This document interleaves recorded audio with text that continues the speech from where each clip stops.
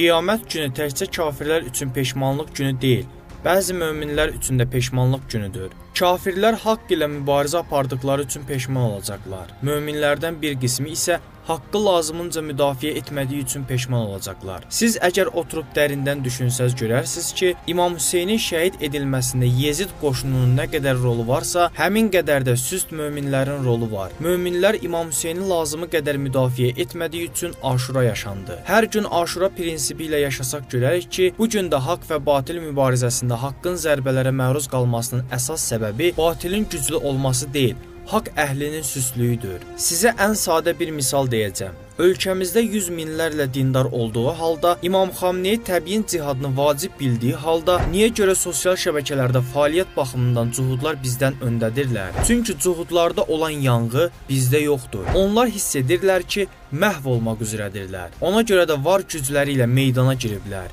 Biz isə düşünürük ki, İmam Zaman gəlib özü hər şeyi düzəldəcək. İmam gəlib düzəldəcək məntiqi Bəni İsrail məntiqidir. Onlar Həzrət Musaya sən və Allahın gedin düşmənlə döyüşün deyirdi. Allahın lənətlədiyi bu qövmin keçmişdə buraxdığı səhvi indi biz təkrar edirik.